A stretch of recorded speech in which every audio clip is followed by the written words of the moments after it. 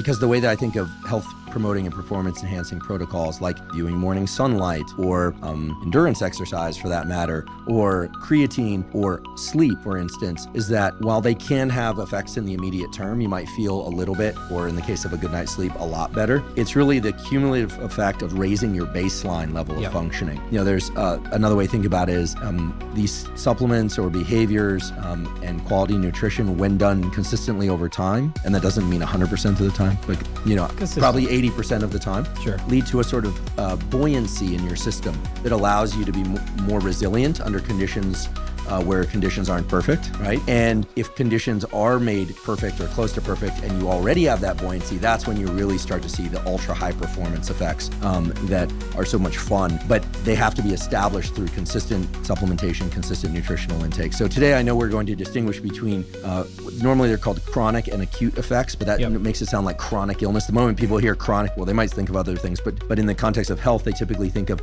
chronic illness, and we're not talking about that. What we're talking about is slow modulatory effects in the body. A lot of things in the body take time to build up, but once they've built up, they clearly can benefit us. And then other things, as you mentioned, a stimulant, for instance, has a very acute effect that is going to occur with, peak within 30 minutes and wear off within, 4 hours or so. Can also have some chronic effects, but typically it's a short-lived effect. So we just want to frame up the language that we'll be using, and I'm really excited to dive into this topic. And I think creatine is a beautiful example of a supplement that has positive chronic mental and physical benefits. Down the road, I can come back and talk a little bit more about creatine, and we can cover some other information regarding best practices for getting the most out of it, as well as we'll certainly dive into some of the common side effects, or at least a thought of side effects. While we're here though, I also could throw in a few other of these high impact, low cost, generally safe, things that are my 80-20 rule, if you will.